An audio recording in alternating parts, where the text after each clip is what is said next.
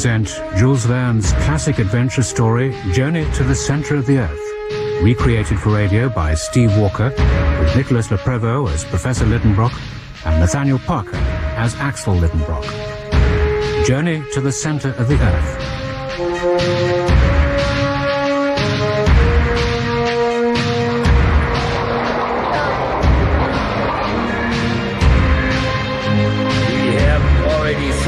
In my previous lecture that physical energies have frequently acted with great intensity upon all classes of rocks. Wake up, you dumbcuffs! I, Lidenbrock, am teaching you the true nature of the earth, upon which you will waste your stupid lives. And we may next inquire. My uncle, Professor Lidenbrock, was a professor at the Johanneum in Hamburg. He gave courses in mineralogy and was more often than not in a bad temper. This was because he was a great man, but no one thought this except himself. He was extremely modern in his views, argued with everyone brave enough to answer him back, and was always fighting duels. 5 days before the Christmas of 1863, I was sitting in the parlour of the professor's little house, number 19 Koningsstrasse, in the old quarter of Hamburg, canoodling with the professor's ward, Grauben, 17, smelling of roses. It was breakfast time when in came Martha, my uncle's housekeeper, and my friend, Heinrich. Axel, it's terrible, terrible. He will be killed this time, I know it. Heinrich, it is your uncle. He is in the botanical gardens, fighting 3 duels. The first was commencing when I was leaving him. Axel, stop him. You must. He'll be killed. Me? But he never listens to me. Oh, come on, you fat fool. At my breakfast, Heinrich. I had the most dreadful row about Darwinism.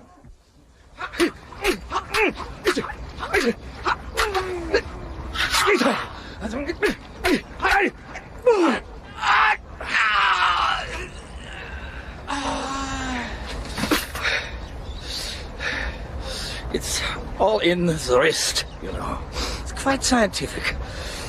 Gentlemen, would you mind if I refresh myself with a sausage before fighting you? Very well. Be quick about it. Oh, please, Lidenbrock. You've killed von Stumpf. Isn't that enough for one morning? Enough, headmaster? They said that the world was created at 4 o'clock in the afternoon in the year 4004 BC.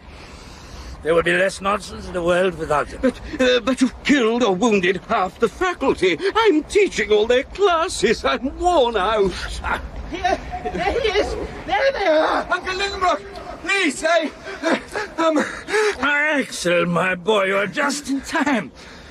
Am I correct in thinking that you have chosen pistols, Sagnussum? Please don't sit in, Professor. But you mustn't. No, you can't. What if he kills you? Your research all wasted. Your book on the classification of trilobites unfinished. I fight in the cause of truth. But there is something I must say. I shall say it now, before it's too late. Grauben and I love her. We love each other. We want to get... What? You, my worst ever student, you and Grauben? Never. I won't allow it. I am waiting, Professor. Can't you see I am insulting my nephew? I'll deal with you in a minute. Axel, my boy.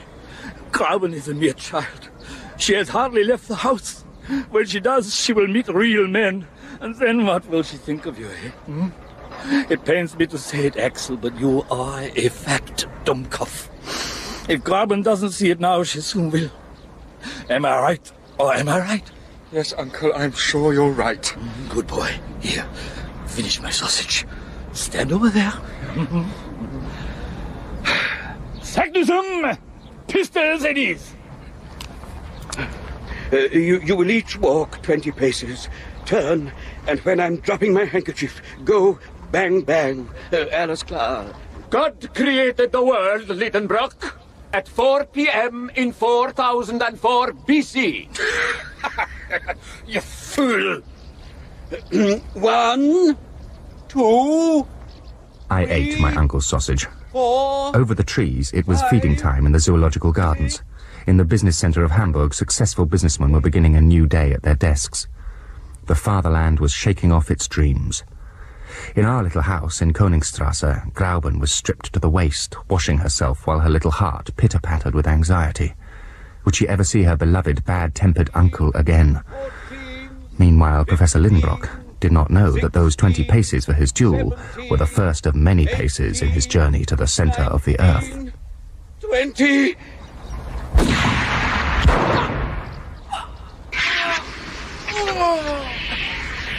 Good shot! 2 down and 1 to go. Come on, von Klipstein, it's your next. Let's waste no time about it, man. Actually, Professor, I have been thinking about what you said about evolution, and I think there may be some truth in it, you know. Oh, good. Oh, you must come to dinner, huh? Oh, we will discuss it. Count Saknussem is dying, Lidenbrock. He wishes a final word. Oh, very well, but make it quick. I have work to do. Lidenbrock! Lidenbrock! Are you there? Yeah, I am here. Say your piece. I curse you. The stones and snow of my homeland Iceland curse you. My ancestor, the great scientist Arne Saknussem, he curses you. Axel, my boy, let's go and leave this fool to choke on his curse.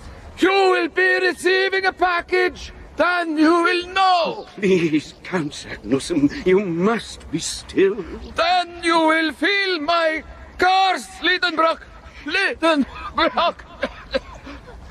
God created the world, didn't he, Headmaster? Of course he did. Of course. Help me carry the Count to my carriage. It was Christmas Eve when the package arrived. I was helping my darling Grauben decorate the tree. Gott in Himmel! Oh, Sweinhund! That Saknussem, he knew nothing! Nothing! Now he curses me in the name of his infantile Christian God. Oh, another present, Uncle. For me. Let me put it under the tree. No, it is not for you. And if I see you holding hands with Axel once more, I will shoot you both! The parcel is from that nice Count Saknussem, who your uncle recently killed. Oh, poor Uncle Lidenbrock. He'll be so upset. A Christmas present from a dead person. Axel, go and comfort him. No fear. He'll shout at me again. I'm developing a tic. If you go and comfort him, I will allow you to kiss me above the elbows. On knees, then I should be brave enough to go into the dragon's cave. Oh, tight, Axel! On knees, please, Robin. I'm going into the knees.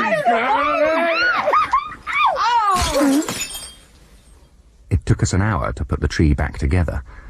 Uncle Lidenbrock stayed locked in his study with Count Saknussem's package, but I would not disturb him without a promise from Grauben that I could kiss her knees. She went away, tossing her curls in a beautiful huff. But at her bedtime, she came to my room, and I was there. I was cataloguing trilobites in my underwear. She lifted her dressing gown to the knees.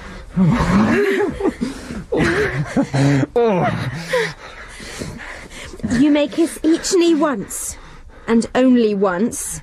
Each knee. Just me. I'm going to kiss all of you, all of me. Oh, God. Oh, pretty knees. Oh, I love your knees. I said one kiss each. A big kick for a bad boy. Ow. Uncle Lidenbrock? Professor? Sir? Uncle Otto? Oi! Ah, Axel, my boy. Saknussem's Christmas present to his murderer. A curse, indeed. I can't make sense of it. A book, is it? Yeah. It's Heims Kringler Snorri Sturluson, famous 12th century Icelandic writer. A good translation, is it? Translation, Dummkopf. It is written in his own hand in Icelandic. It's a magnificent language. Both rich and simple. But this here, this is what is most fascinating. I found it inside. A little piece of parchment with strange writing on it. Oh, Hebrew, is it? Hebrew. Oh, what is it then? I don't know. The characters of the writing are runic, but it makes no sense. I've been at it for hours. It has beaten me. Grauben is very worried about you. She thinks you're upset. Why upset? Because you killed Count Saknussem, and he has sent you a Christmas present. Oh, sentimental women. Could I perhaps be looking at the cryptogram, please? No? You have not a mind for such a profound puzzle, Axel. Well, here you are, then. Saknussem has indeed cursed me. He's probably been trying to solve that cryptogram all his life.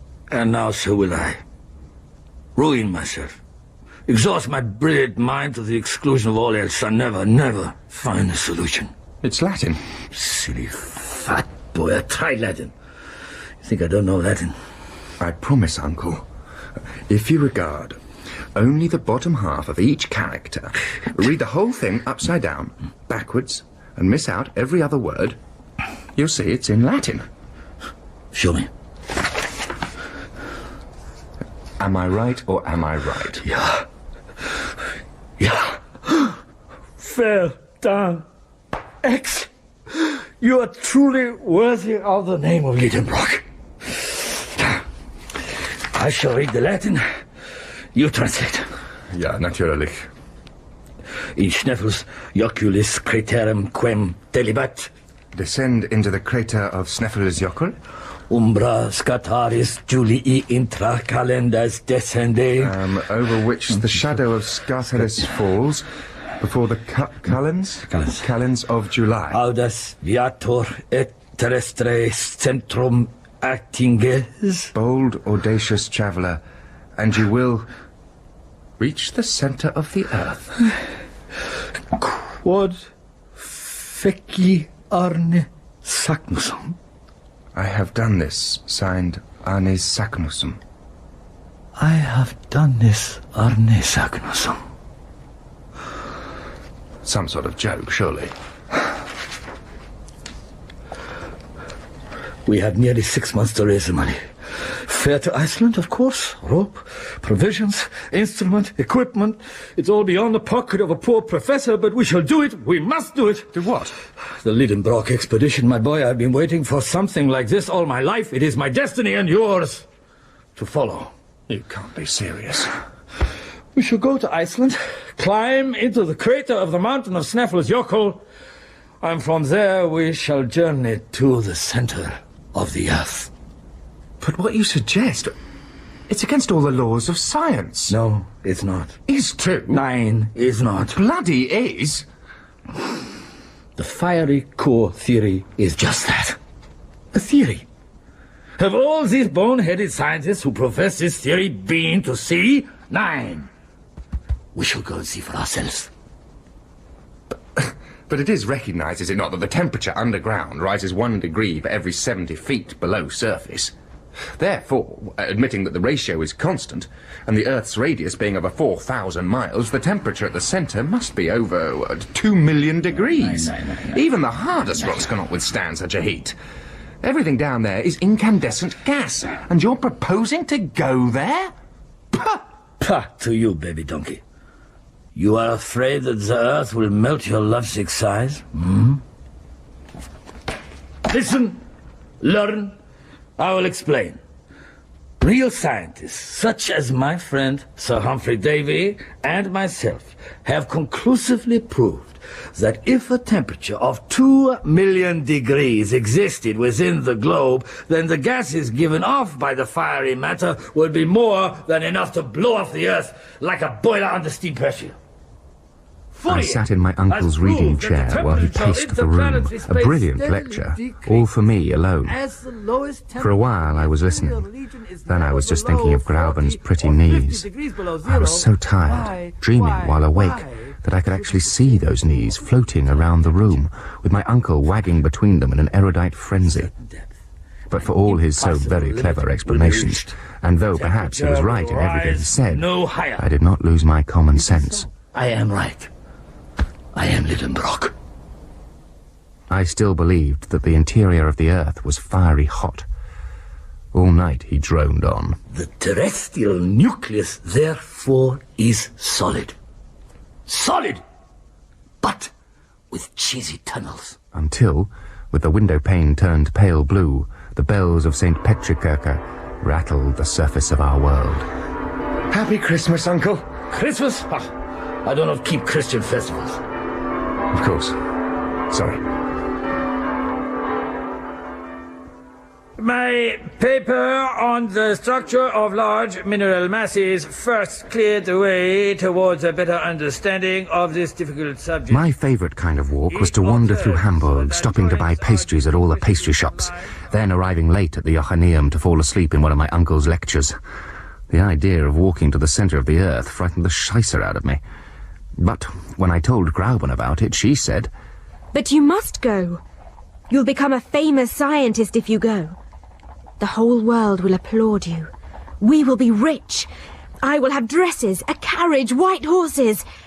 Oh, Axel, you must go. I'm too fat. If you go, when you return, I will let you do anything you like to me. Anything? Anything. Uncle Lidenbrock will never raise the money. Already he's tried to borrow from everyone he hasn't fought a duel with recently. He's raised only 12 marks from the head waiter at the Café Hell in Hermannstrasse. There are many reasons why it's impossible to go to the centre of the earth, but lack of money prevents everything. Knees? Not today, Axel.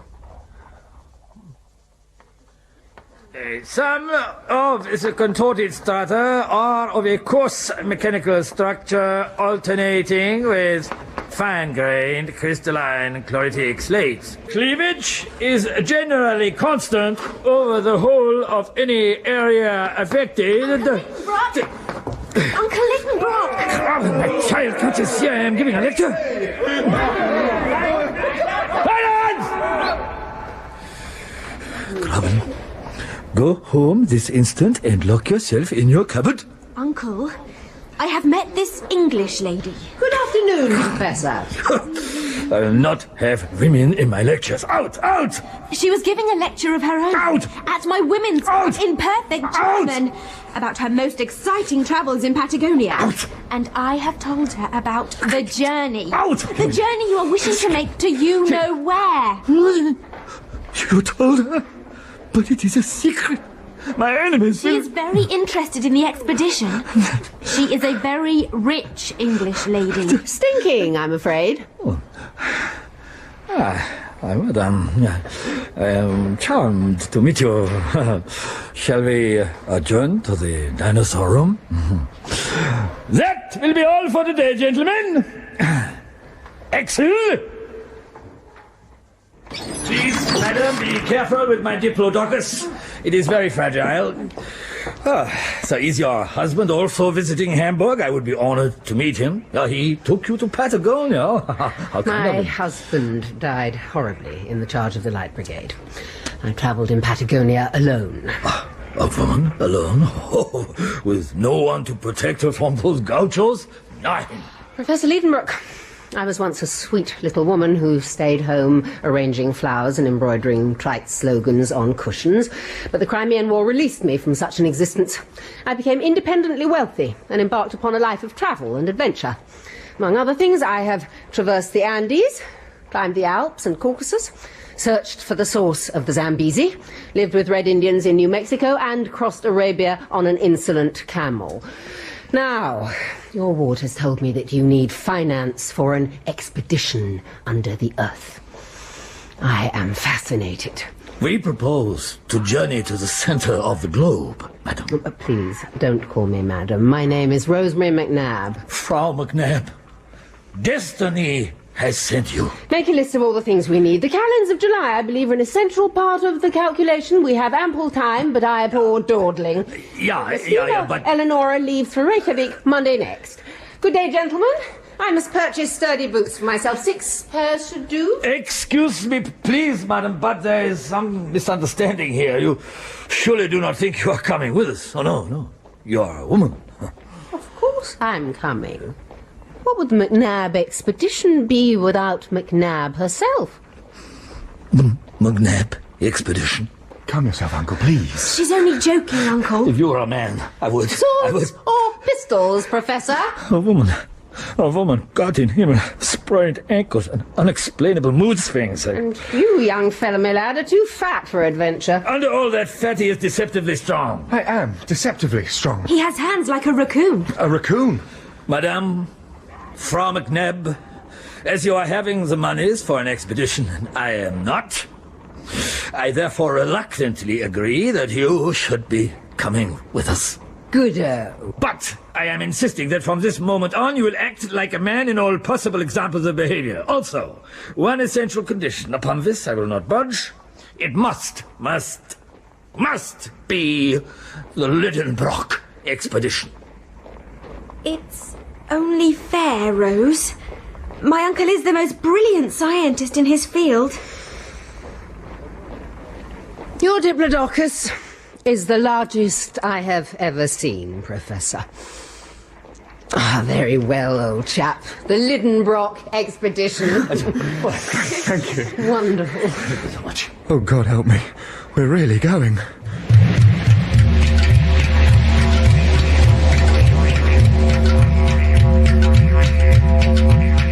The boat journey to Iceland was most unpleasant. I almost died from the Maldemir. My uncle also. But Frau McNabb, she was okay. With her boiled eggs and bacon sandwiches. A strapping woman with a large bust. I should have liked her, but I did not like her. I did not desire her. I only desired my little Grauben, safe and well in lovely Hamburg. Reykjavik also was not to my liking. Muddy and bleak. It stank of fish guts and was just 2 wooden streets and no cake shops. In the distance, growing out of the sea, was the extinct volcano of Sneffels, with its great peak called Skartaris. I had been in my room, on a plank bed, I ask you, for 2 days, and had ventured outside for the first time in a vain search for cake shops when my uncle and Frau McNabb found me palely loitering and introduced me to our gigantic Icelandic guide. Hans, this baby donkey is my nephew Axel Hans Bjerke. One night, Fimer, Fimetra. Same back with knobs on. Hans speaks no German, but your uncle and I both speak Icelandic with reasonable fluency. I learned on the boat, don't you know, while you were leaning over your bucket. So if you wish to ask anything of Hans, we will translate. Beautiful specimen, isn't he? Hans answers to me. I am the leader. I translate. What was that, Hans? Hans was just saying that I do not need a woman to tell me what Hans was saying. Ask him if these seagulls make this racket all the time. They're giving me a headache. Oh, and, cake shops? Khaki, But soon my headache cleared. The seagulls were gone, and we were mounted on mules with our equipment, picking our way around the ragged, rugged coast towards Mount Sneffels. It was the calends of July. Axel, where have you been, boy? You can't lag behind when we're underground or you'll get lost. I was just studying the hardy flora and the mineralogical curiosities, most especially the volcanic tufa and other eruptive phenomena. So, you still think the Earth's core is nothing but lava, huh? Yeah, and 2 million times, yeah. I don't believe your nephew is losing weight, Professor. You will desist at all times, madam, from making personal remarks. Damn these clouds! If we do not disperse, Skartaris will not be able to show us the entrance. We'll have to come back next year. Oh, God. Frau McNabb spent this cloudy time performing calisthenics. Her swinging limbs gave me lewd thoughts, while I scratched the surface of the earth with my boot heels, waiting for the sun to escape the clouds. And 3 and 4. And then the sun was in my eyes, and I could see nothing but light.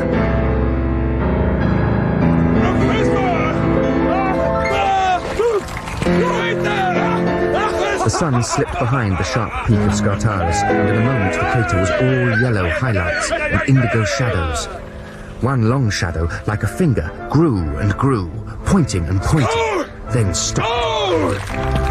It's there! The entrance! Skartaris points away! Faramut! Faramut! Yes, Hans, quickly before the finger moves! Schnell!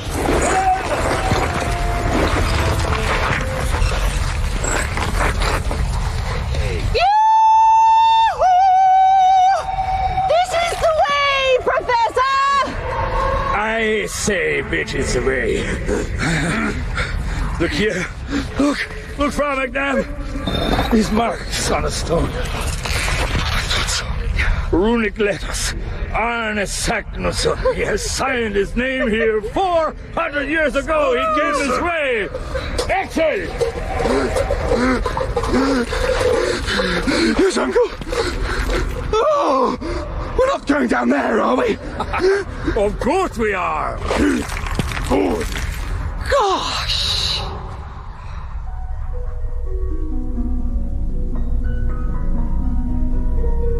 Our longest rope was 400 feet. The chasm was, it turned out, 14 times this. So we looped the rope over a rock and went down 200 feet at a time. It was most unpleasant. They made me go first, because they were cruel.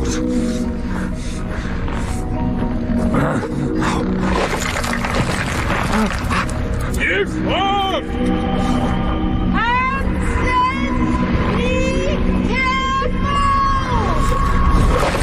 Oh, will you please stop kicking your grit onto me?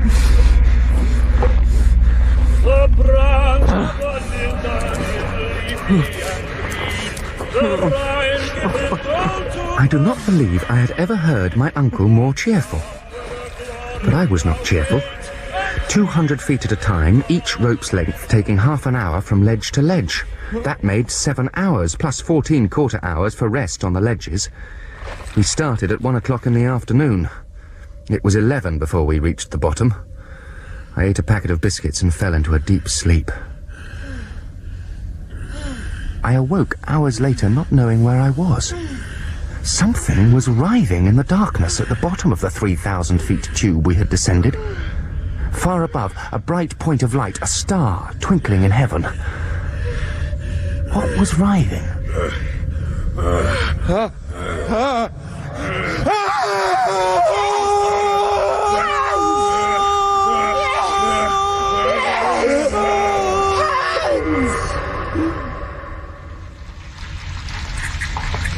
Axel, you fatty speck noodle, huh? Have you ever spent a more peaceful night in our little house in Hamburg, eh? No carts rumbling past, no hawkers screaming about their wares? I had a most disturbing nightmare. Bacon sandwich, Herr Liedenbrock. Our last cooked meal. Yeah, well, thank you, I will. Of course, we'll all be cooked like this bacon soon when the lava gets us. Axel, I will allow no more such talk. This volcano has not erupted since 1229. And the Earth's core is cool. Cool! The lava must have forced its way along these tunnels. See how shiny the rock is? Which tunnel do we take, Professor? They're all so enticing. Look for Zagnussen's mark, madam. I will come with my lamp. Eat your breakfast quickly, Axel, Dummkopf. What have I done to be called a Dummkopf? Our expedition was equipped with 2 Ruhmkorff electric lamps. Naked flames, of course, could be fatal underground with so many explosive gases seeping about.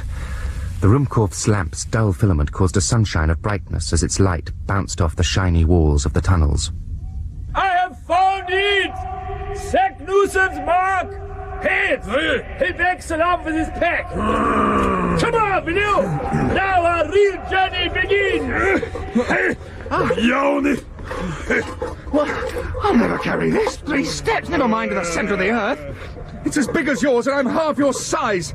Not nearly so fit. The giant was scratching his groin. I remembered my nightmare, the thing that writhed. What's so funny? Hey, you! Jolly giant! You can't leave me here! It was 8:17 a.m. on Monday the 29th of June, 1864. The barometer said sea level. The temperature was 6 degrees centigrade. I hurried after the others, catching the end of their light down a smooth gallery. We were heading east-southeast into the bowels of the earth.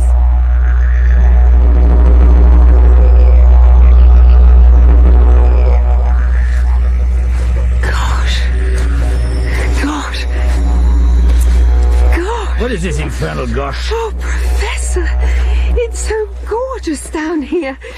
The deserts of Arabia do not compare. Nothing compares. These round blisters of glass on the walls. Quartz!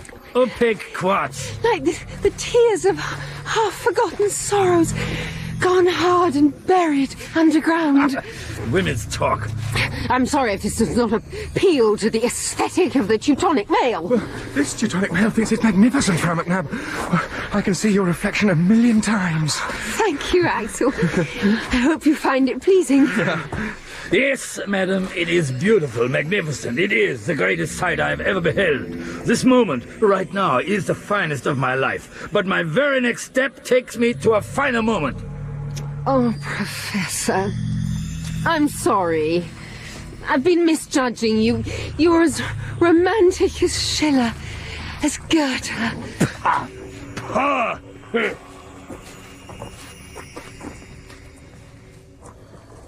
My uncle was so excited that he forgot to stop. No rest for 10 hours.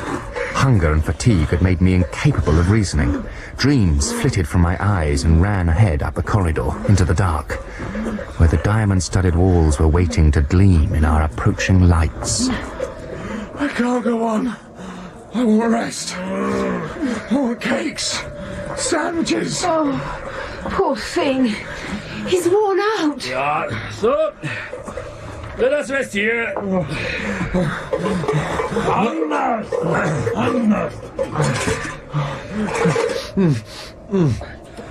Axel, do not drink so much water. We have only enough for 5 days. Oh, God, we'll die of thirst. 9.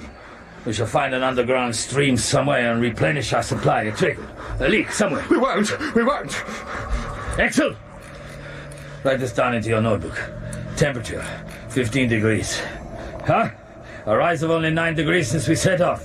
Depth, 10,000 feet below sea level. That's impossible. It is so. Read your instruments for yourself, boy. Am I right or am I right? Oh, my eyes are all fuzzy, but yes, it does seem. But it should be, should be 81 degrees at this depth. According to your theory, baby donkey. Oh. And Axel. Yes, Uncle.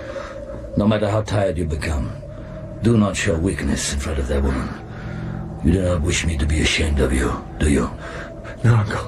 I will try my best. Do we have any cakes left? June the 30th. After 2 days in the lava gallery, a gentle sloping walk, down and slowly down, we stepped out into a gigantic cavern full of looping arches of stone.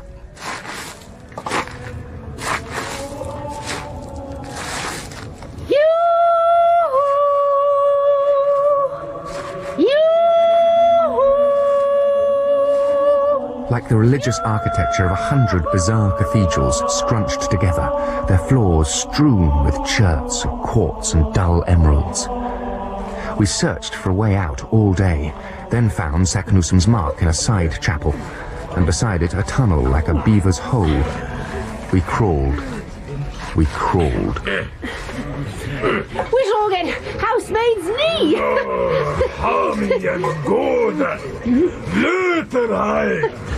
He's in a world of his own, isn't he?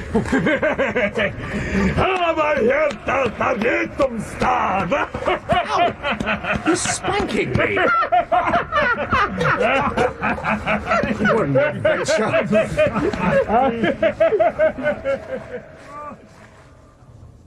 Urinating while on all fours is most unpleasant. But at last we crawled out of that miserable little tunnel and stood straight again. My poor bleeding knees. The new tunnel was of old red sandstone, streaked with marble, reaching upwards as if each streak hoped to reach surface and be made into a Greek warrior. It offered us a choice. Left fork or right fork. Saknussum's mark was nowhere to be seen. To the left! Quick march! Why not to the right, Uncle? Uncle? Yes, Professor, why not? To the right! Left! We will go to the left!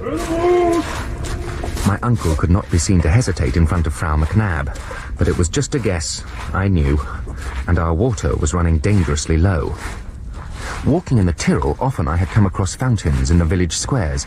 Wasser ist Leben was carved in the wood above the fountains. Water is life. For a while we were distracted from our thirst. Look! Axel! Trilobites! Everywhere! Trilobites! I, madam, am the world's foremost authority on trilobites! I'd be more impressed, Professor, if I knew what a trilobite is, or rather was. An ancient creature who inhabited the Devonian seas in vast numbers.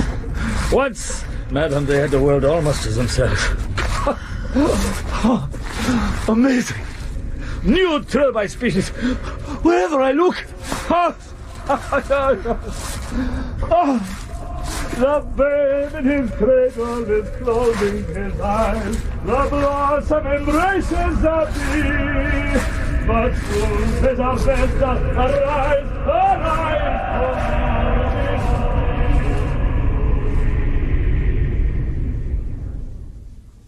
We had taken the wrong fork. Now the path was up. The long marble walls, exhibiting their display of dry dead fossils of saurians and ganoid fishes, gave way to a buried alive blackness, which smelled like an old yard. Coal. It crunched under our steps. Dry coal. Our water almost gone. On the evening of our 5th day, we rested and stared at the coal walls, full of the imprints of ferns. Frau McNabb walked ahead to do her toilet.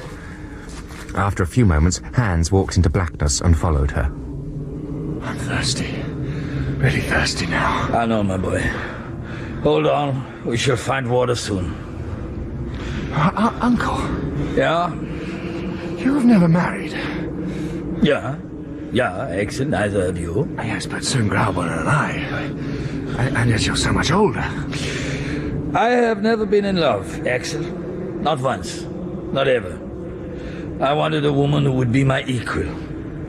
There is no such thing. But Frau McNabb, She is an English woman. Of course. Entschuldigung. What does that sound like to you, Uncle?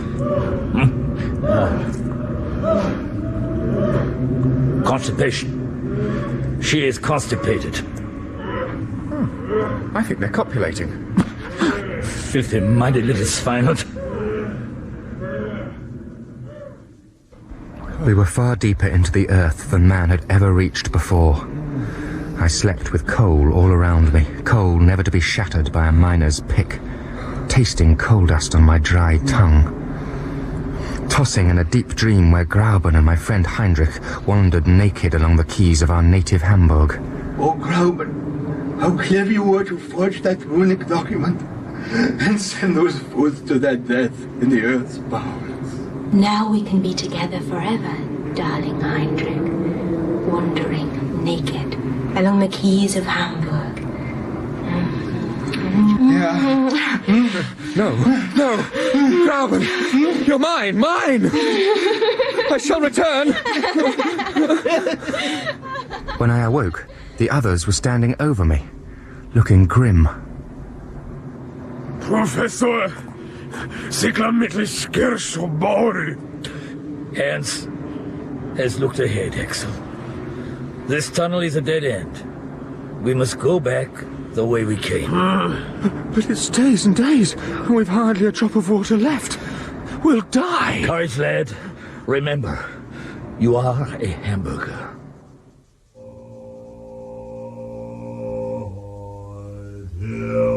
We walked back, past the same trilobites we had greeted with such excitement days before.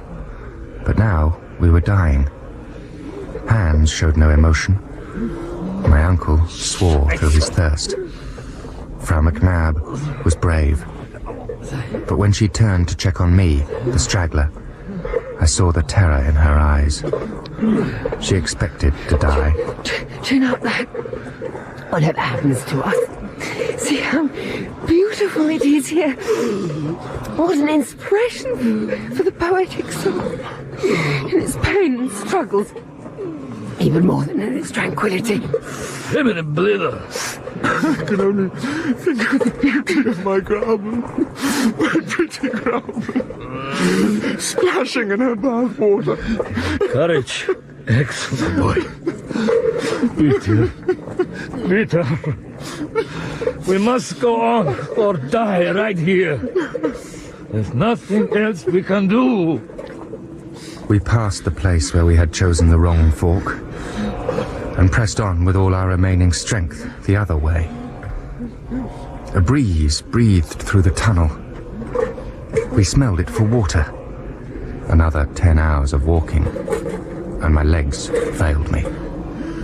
I sat down. I had decided to die. Poor little cherub. I said, didn't I? He was not up to this. He is! X, my dearest boy, please hold on a little further. Come! It's no use, just leave him. He's had enough, let him die. I'm sorry, my boy, for everything. It's all over. It was the only affection my uncle had ever shown me in all our life together. From the first day I arrived in his house as a little pudgy boy, the first signs of love for me. Then and now I am profoundly moved by this. As darkness crowded in on my eyes, I watched him stroking my hair.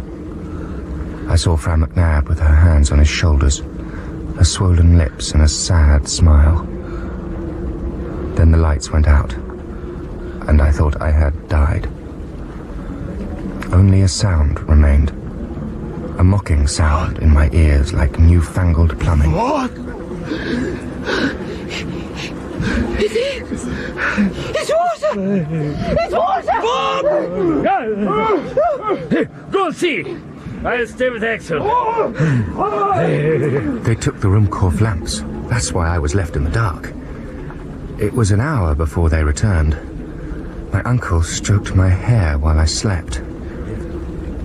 There was chatter I could not hear. Then I was being carried. Perhaps I was in my coffin on my way to a Hamburg churchyard, and Grauben weeping somewhere behind. He's in the wall. Axel! An underground stream trapped in a tunnel parallel to this one. Hands!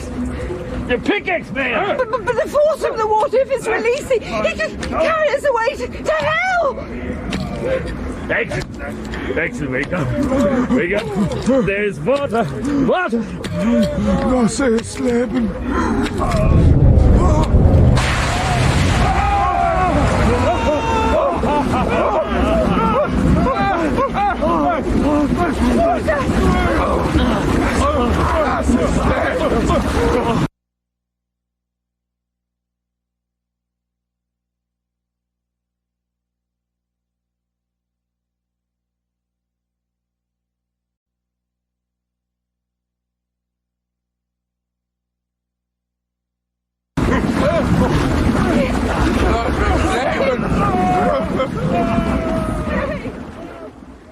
Now there was an abundance of water.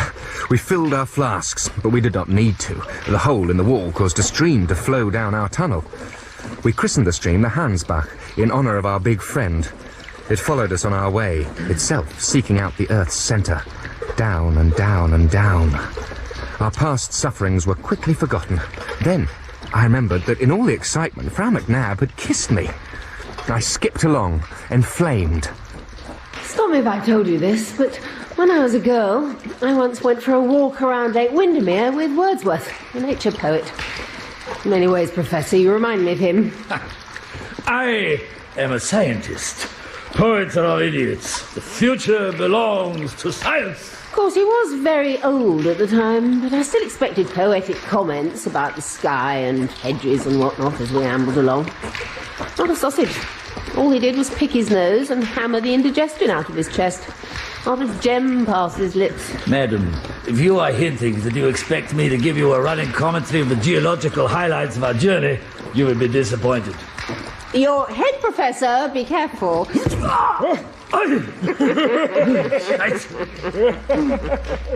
On the afternoon of Friday, July the 10th, I noted down my uncle's calculations. We were 75 miles southwest of Reykjavik, and 7 miles underground. A frightening shaft had opened at our feet. So steep.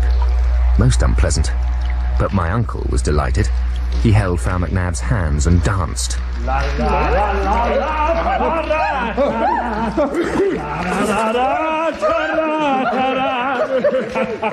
what has come over you?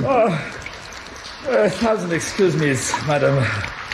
But now we shall make real progress, and with no great effort. See how the projections in the rock form a kind of staircase, huh? Alles schon in Ordnung. Off we go. Yes, come on, let's go. When Glauben and I were children, Uncle Lidenbrock took us to the top of the spire of the St. Petri Kirche in Hamburg. I was most wicked in those days. I stole a bun from my darling girl and ran away with it, down and down the steps and the spire, around and around. I could not stop. There seemed more and more steps, turning, twisting. Without breath, I tripped and ran, stepping on the thick part, then the thin part of the steps. Suddenly frightened that the devil would be at the bottom with his mouth wide open to eat me. And so, on that other day, down and down we went, the Hansbach following, showering upon us, wetting our way. My calves were numb and sore, my clothes loose because I was losing so much weight. For 4 days we walked down the staircase.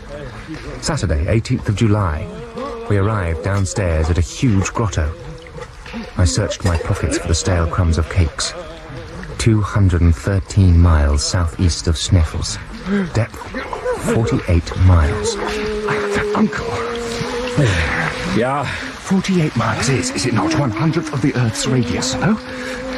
In 28 days. Therefore, I calculate that if we keep on at this rate, it'll take us 2,000 days, or 5.5 years, to reach the centre. Schweinhund, the buggering blazes with you and your calculations. You forget. Another man has done this. Saknussemm. Now, I, Lidenbrock, shall reach the centre of the Earth. And 5.5 years back again. If the heat at the Earth's core doesn't kill us first. My uncle beat me repeatedly about the head with his manometer. Then, in order not to further damage this valuable instrument, he pulled trilobites from his pockets and bowled them at me. A most unpleasant experience.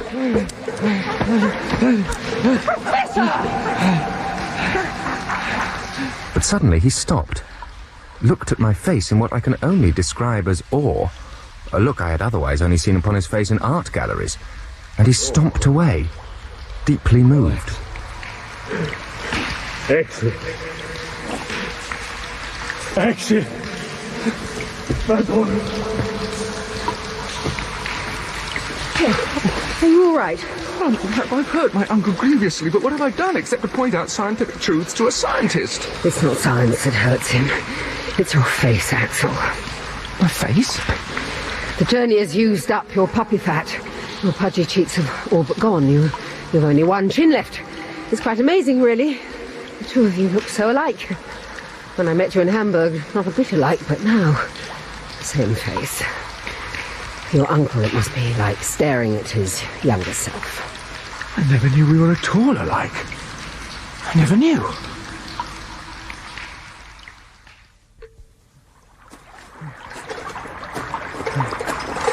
The Hansbach led us past another one of Arne Saknussemm's signatures into a steeply sloping corridor.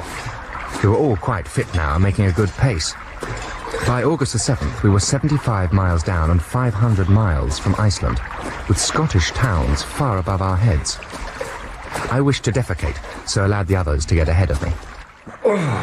Then I hurried after, holding my Ruhmkorff lamp in front of me, granite walls flying past. What? They can't have got so far ahead. Uncle? Uncle? He's playing games with me. He's punishing me for defying his opinions. But am I not also Lidenbrock? Am I not allowed to think for myself? Uncle! The Hansbach was not at my feet. I had taken a wrong turn somehow. I was lost and alone. I did not like this. Oh, that's good. No need for panickings. All I have to do is walk back the way I came until I find either the Hansbach or the place where I committed my defecations. So, alles klar. I am safe and cozy and okay. Uncle! Uncle! Help! Oh!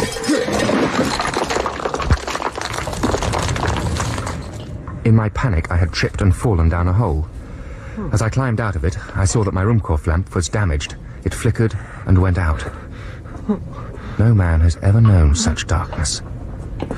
I was alone, miles underground, blind in the pit of the abyss. Wake up, Axel. Wake up. Glauben is next door.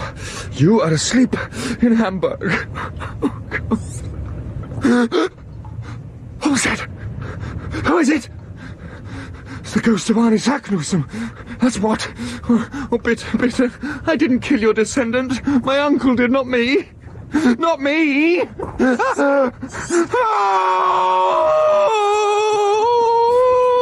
lost my reason and ran from the devils inside of me and the spirits in the stones.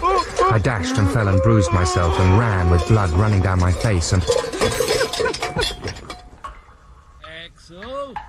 Axel? Darling boy? Axel? On the saddle,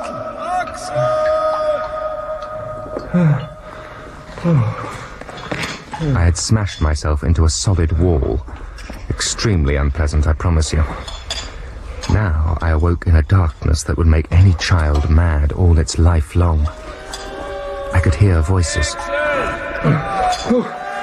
Who is it? Hello? Who is it? Dummkopf? Who else is 75 miles underground? Napoleon III? Where are you, my boy? I'm lost in the dark.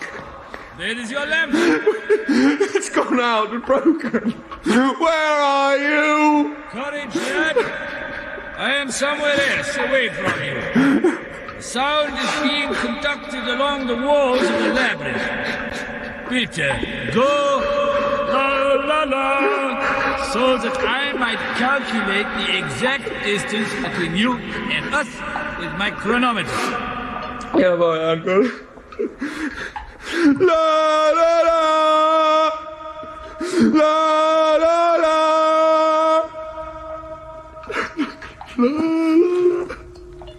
20 seconds, Axel. I'm afraid with sound traveling at 1,020 feet per second, that makes 20,400 feet. 4 miles. 4 miles?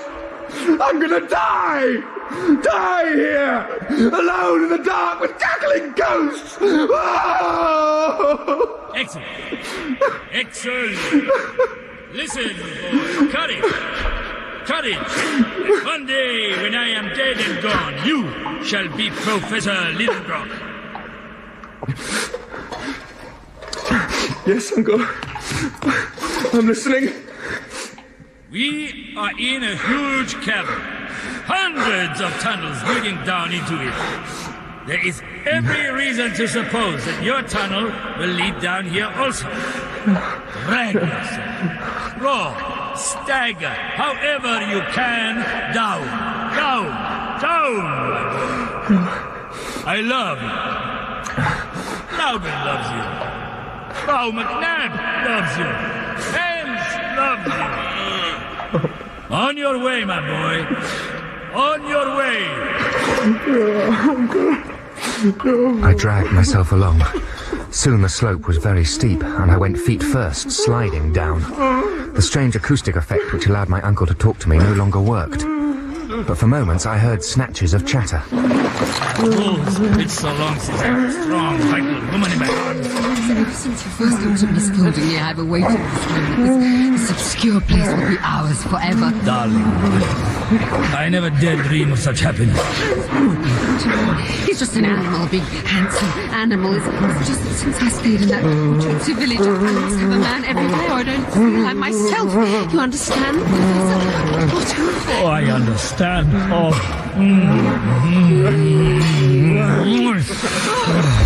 bit like Wordsworth, really, you're not. Oh, my exterior is gruff and cold, but inside, Rose, oh, Rose, I am warm. I have desire. I love the earth, I love trilobites, and you, Rose, and you. Yeah, it's so from the first moment in the lecture hall, the sunlight full of floating motes of chalk, then you. Oh, I did love the German song. The tongue is honey. Oh, little cats. Down and down I scrambled, my hands snatching at loose rocks, stroking the walls for a hold. I was slip-sliding away, unable to stop myself. The worst of nightmares, like an evil thought dropping deeper into a black brain. A fall! A fall!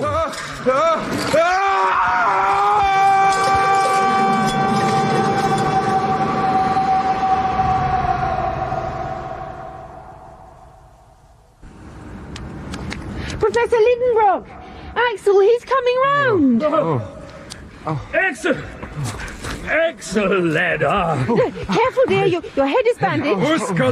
Where am I? You came through caverns measureless to man, shooting down upon us with a shower of stones. Nothing broken, though. You're in a pretty little grotto. Quite safe again. I can hear... No. Don't move. Stay there. You've some nasty bumps. But I can hear... Yes. Well, I must see it. Hey, come, Axel. Come outside and see.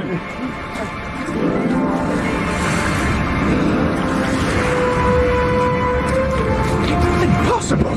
C'est une impossibilité, hein? Incroyable. May I introduce you, dear boy, to the Lidenbrock Sea? I, the Lidenbrock, have discovered it. Who will dispute that I should name it after myself? Not I, Uncle, not I. Lidenbrock. Level water stretched away out of sight. An underground sea. Or an ocean.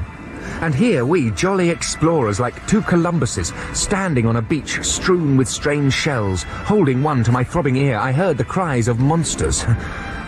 Above us, a vault, or sky, composed of huge clouds, floating away from us like sailing ships. And everywhere a brightness, caused by an electrical phenomenon. It was a light that shone from no distant source, but broke out from the air itself, a continuous cosmic event. A sunless sea, indeed, but covered with the clean brightness of a saint's halo. My astonishment revived my battered flesh. No more tunnels. Air. Light. Mushrooms. Yeah, mushrooms. Come and see. Now, baby donkey, aren't you glad you came? Beside the shore was a vast forest of giant mushrooms as tall as pine trees.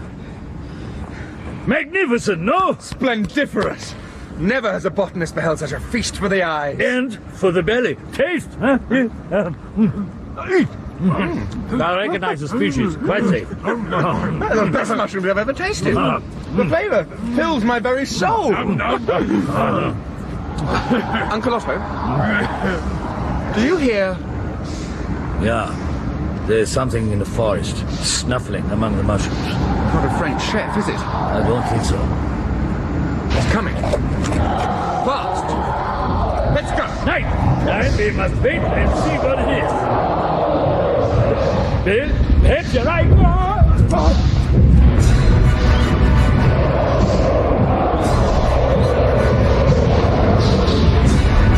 Hands had found a large petrified mushroom lying on the shore, its head 15 feet in diameter. It floated most satisfactorily. By turning it upside down, its stalk became a mast, its head became a coracle. Meanwhile, a huge pig-like creature, a glyptodon, twice the size of the biggest elephant, was charging across the shore towards us. We put to sea in a mushroom. We did. We put to sea in a mushroom, leaving the creature pawing the earth and threatening us with its many horns. With a blanket for a sail, the fair breeze caught us and took us across the Lidenbrock Sea, with the creature watching us until we were a speck to it, and it to us. In all this time, every one of us was too astonished to speak a word.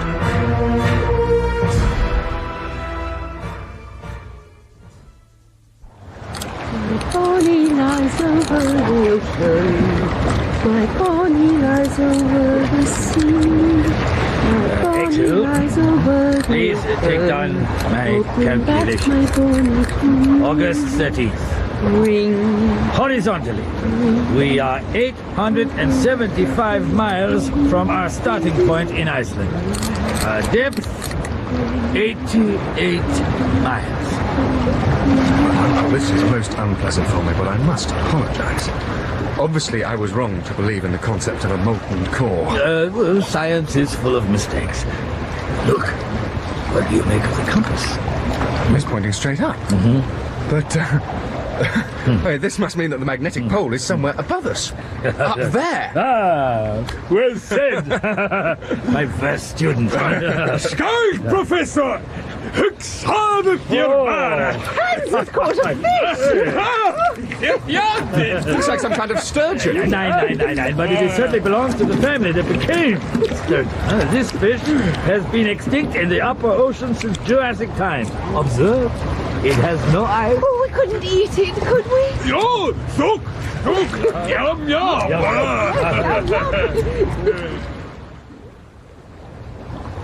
There was a steady northwest wind. Our unusual craft sailed fast and straight. Coast 75 miles to leeward. Nothing on horizon. Weather fine. Hans was an excellent fisherman and cook. We sampled all manner of impossible fish which no man had eaten before. For the first time in our journey, I was content, comfortable. But one thought crept in to disturb me. Uncle? Yeah, baby donkey. Well, we've seen a pig, the size of Hamburg Town Hall. It was a glyptodon, not a pig. Yeah, so we are also consuming long-extinct fishes. We could not be consuming them if they were extinct. Hans, have you another of those little blue ones? Oh, yeah. Oh.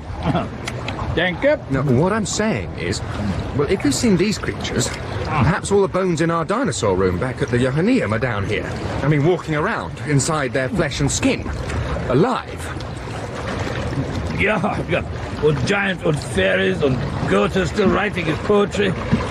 Rose, you hear the boy? Oh, the water looks so inviting, so perfect in its remote, languid beauty. A beauty that has brought no tear to human eye. O ye, who hast thy eyeballs vexed and tired, feast them upon the wideness. You set her going again? Poetry. We had eaten a great many fishes, and Hans, having gutted them for us, had thrown the guts overboard. This, unfortunately, acted as a bait for other creatures who ascended from the depths of the Lidenbrock Sea. We awoke from a snooze during the endless warm light to see a huge black shape approaching us. A ship without sails! A ship! Yoo-hoo! What is it? Ivandriven! Scrandum Hamidi! It's like nothing I've ever heard of, like a huge basking shark. That was close! Oh, good job, this mushroom is so seaworthy! Oh no, his guy's coming back! The creature was heading straight for us, its great mouth open, sucking in the sea. Hans stood with his pickaxe ready in his hand. My uncle fetched the pistols from his pack and we steadied ourselves on the mast. My uncle wore the sour grin he had for stepping out in a duel, but he had never had such an opponent. Not yet, Axel Fitz, till it is closer! But before it reached us, a dozen huge, smiling heads, like the heads of bald, scaly dogs, popped out of the sea between our mushroom boat and the creature. Pretty faces! Bless your sauruses! A whole regiment! By the Loch Ness Monster! Oh, what a wheeze! Splendiferous! It's ironic! Oh, you see that yelping Axel! You frighten them away!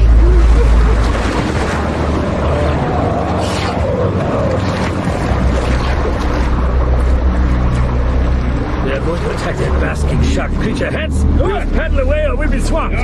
We are like a toy boat caught in the middle of the Battle of Trafalgar. We all four paddled with our hands. most unpleasant because I was sure some other monster was going to bite off the fingers with which I had caressed Grauben's ivory knees. All the time the breeze was blowing us back towards the battle, where the long necks of the plesiosauruses flicked down their snapping heads onto the basking shark creature. It rolled and rolled in the water, strangling its enemy with long tentacles attached to its flippers. The saving breeze collected us and took us away. I was shivering with fright. Frau McNabb pressed my head against her chest.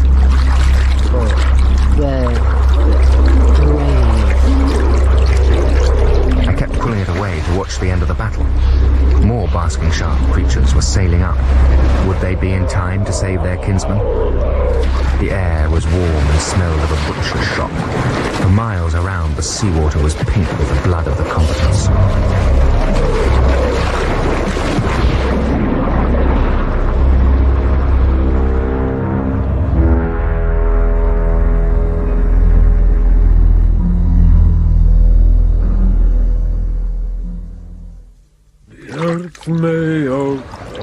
Thursday, 20th of August. Wind nor-northeast, variable. Temperature high. Speed about 9 knots. All my troubles had returned to me and my mind was coming off its hinges. I felt sure that in the unlikely event I ever returned to the surface of our world, I would end my days in that ivy-covered madhouse on the Lübeck Road. There I would be, beckoning passers-by to the railings to tell them of my journey to the centre of the earth.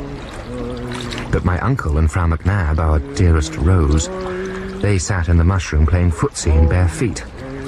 If they loved each other, I said to myself, I will be safe. Always and always.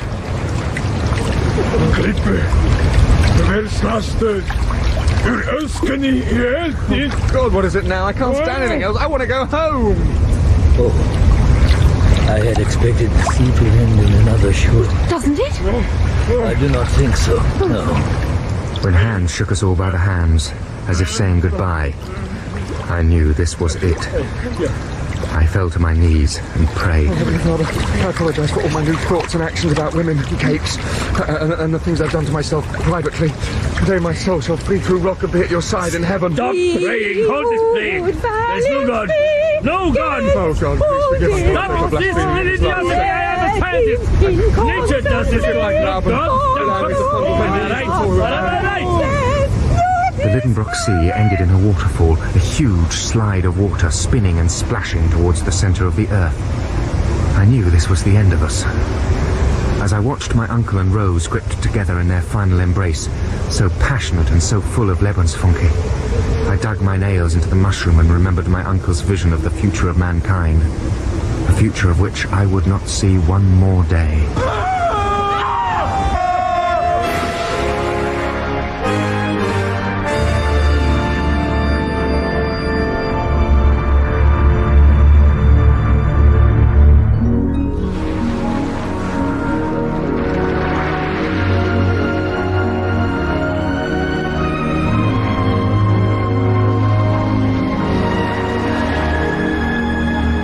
Where are we? Paradise. Garden of Eden. Look, the sea. It is above us. The sea curved from the pools at our feet until it sparkled far above our heads.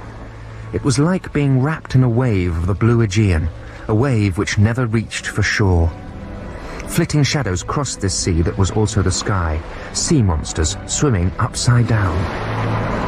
We had fallen into a land of turquoise grottos and golden sand, cliffs full of caves all around us, and at the foot of the caves, huge bones among palm trees. Look, boss.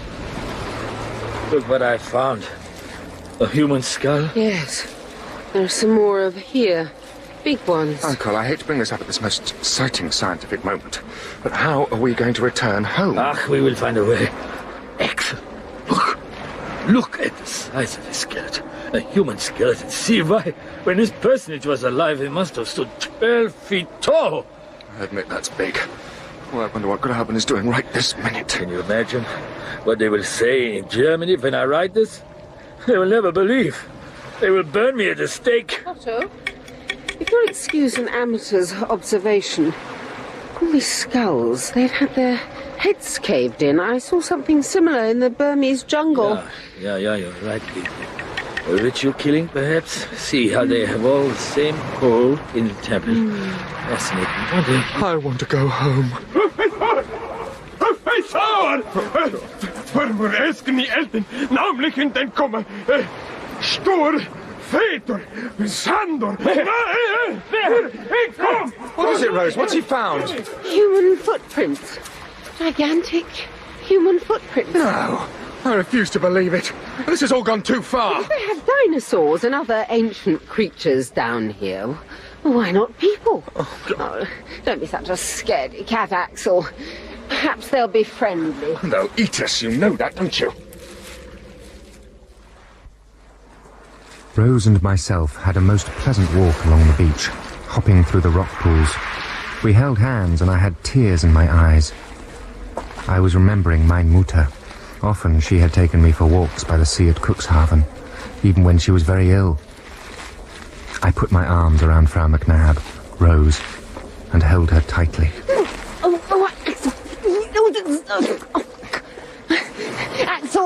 Axel, let go. Look! The mushroom boat, it's gone! And the professor and Hans! We could see a long way up the beach, but nothing and no one was there. No footprints either. But palm leaves were lying here and there. Perhaps the footprints had been rubbed away with one of those. Professor! Uncle Otto! Otto! Hans! Hans! Otto! Uncle Otto! Hans! And then he came, running fast across the sand from the cliffs. A huge man, 12 feet tall, a prophet's black beard, naked and hairy.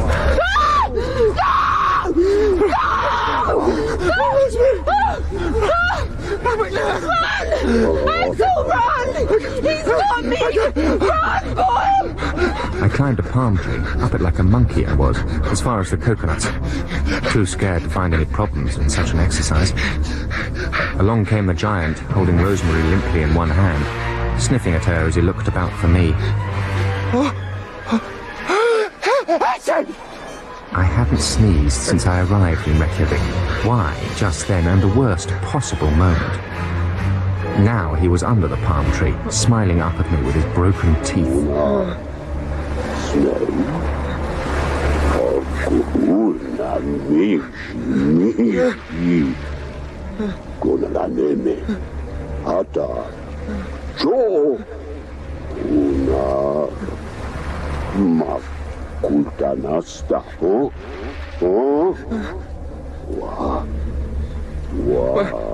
away! Go away! Leave me alone! I'm a geology student!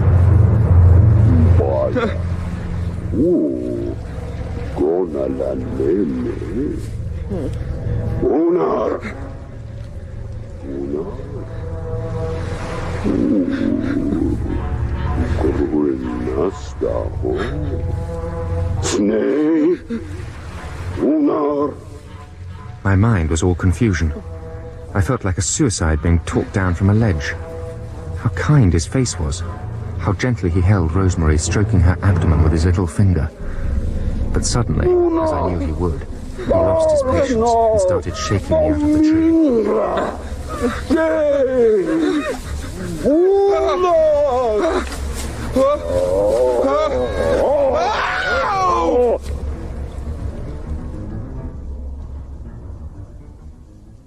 I was in Hamburg, in a cake shop, and had eaten all but one cake. I was just about to bite into it, when I awoke with a thumping headache into a reality far less real than my dream. I was flying, weightlessly, in a cave. Frau McNabb was nearby, reaching out to me. She caught my hand, then we rolled together, our legs entwined, most sexily. We flew together, like angels. Axel! Axel! Rose! Over here! Axel! And there was my uncle, weightless, hands holding him by the legs, waving at us in a floating mushroom. Our mushroom boat. A vast grotto, sand fizzing at its many entrances, and floating in there with us, tamely looking our way, were brontosauruses, iguanodons, brachiosaurs, a pachyrhinoceros, triceratops, and 100 smaller feathered lizards who clucked like chickens. Kick with your feet. Come on, flap their arms. Oh, come on, Axel. I'm flapping. Look, Uncle, I'm flying. Slow down, don't drop or they'll never catch you.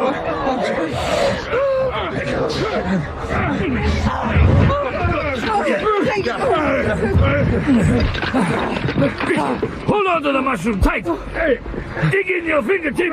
What is this place? Excellent, my boy.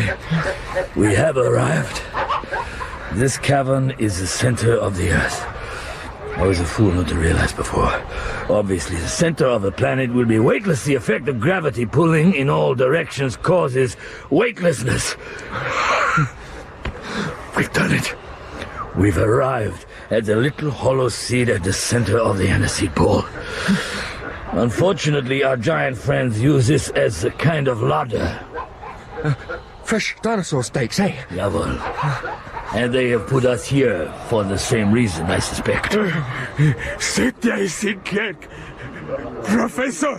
Hey! Yeah, Hans, I see them. Our giant friends has brought along his tribe to see us. See?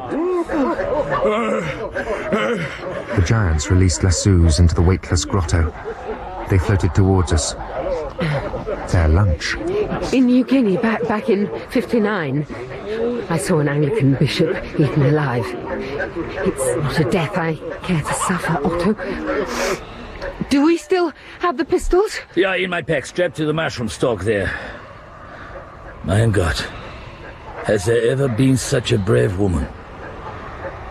Rose, I love you. You are my equal in every way. I love you too, Otto. Now, let's get on with it.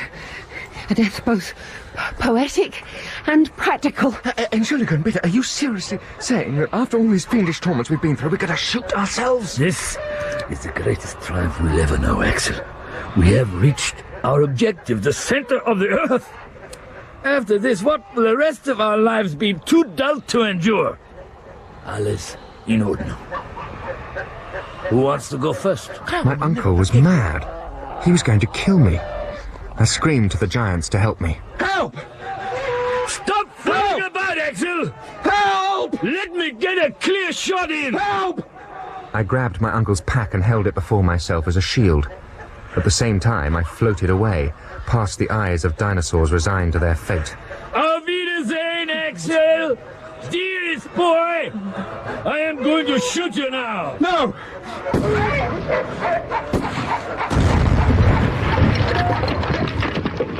I collided with one of those giant chicken dinosaurs at just the right moment. Its vicious peck knocked me out of the line of fire. My uncle's bullet hit his pack and ignited the box of explosives he carried all the way to the Earth's core. The explosion cracked the floating chamber. The air was sucked away, light was shattered like a mirror, and a terrifying rumble was the latest flight to assail us. The sides of the chamber collapsed and lava broke through. It was so hot, we couldn't breathe. I floated with my hands gripping my face. When I looked through my fingers, I saw the others in the mushroom and my uncle's hand raised towards me in a gesture of a man releasing a dove. On a cushion of air, we were forced upwards. The lava insane below us, pushing upwards, searching violently, desperately for the surface. Faster and faster and faster upward. I rolled and rolled, my hair on fire. Upward and upward, the mushroom boat following me through the bloodstream of our Mother Earth.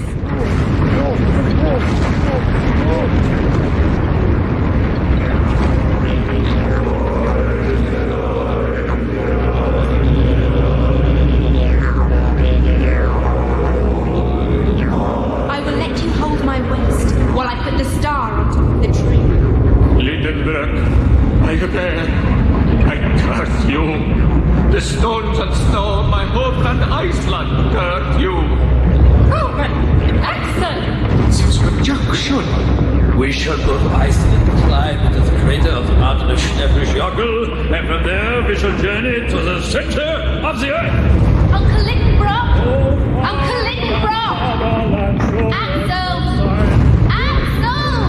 I have traversed the Andes, climbed the Alps and Caucasus, searched for the source of the Zambezi. Oh, come on, you fat fool! One small step for man. Tomorrow belongs to me.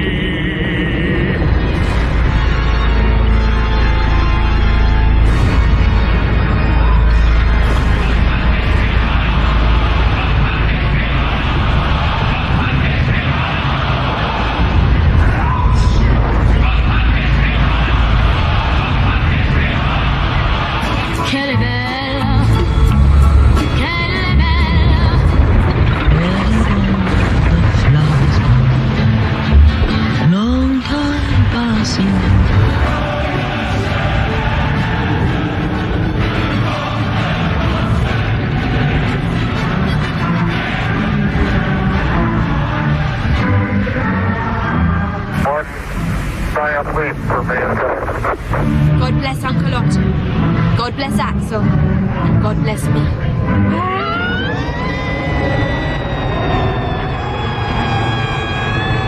Up and away like the devil's lost balloon. Higher and higher we rose through the earth, shooting through its bowels. My lungs burned. Oh, Uncle! Rose! Brave hands!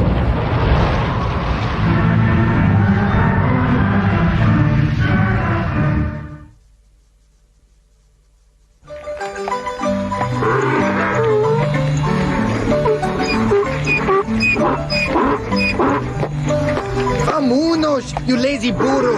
There is lava flowing all over the hillside. You want to be buried alive, huh? Oh, my head. My aching head. Hey, who are you? I'm Axel Lidenbrock of Hamburg. I came out of the volcano. Where the hell am I? Hands up. Give me all your money or I will kill you. You want money? What is so funny? I'm alive! I'm alive! Crazy gringo.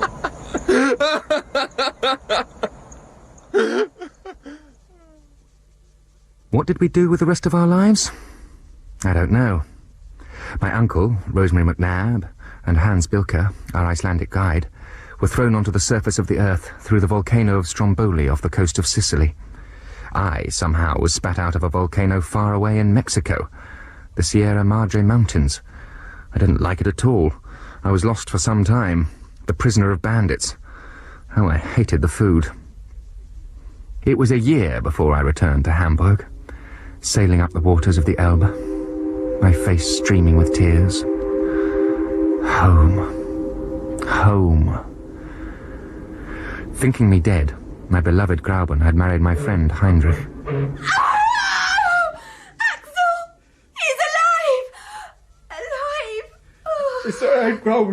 The shock of seeing me caused her waters to break, and the twins were born prematurely. They have grown into sickly fellows. Frau McNabb and my uncle had what the English call an understanding, but they never married. She continued her adventures and died of fever in Jerusalem in 1869. Stop me if I've told you this before, but it was the most beautiful experience of my life. A journey to the centre of... Hans settled in the fatherland. He opened a bar down by the docks and makes a point of always being more drunk than his customers. My uncle was not believed when he spoke of his journey to the centre of the earth. The scientific community laughed at him.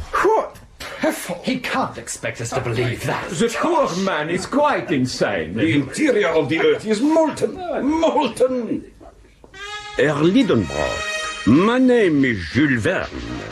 I am interested in your story. You know the one. In the end, he sold his story to a French writer. And though the book was a great success, no one seemed to know it was based on truth. My uncle suffered a number of apoplexies brought on by his bad tempers. Last year, 1874, at the age of 60 and still a vigorous man, He locked himself in the dinosaur room at the Johanneum and shot himself. Count Saknussemm's curse was fulfilled. These days, I am Professor Lidenbrock, a roly-poly bachelor, haunting cake shops. Alles klar.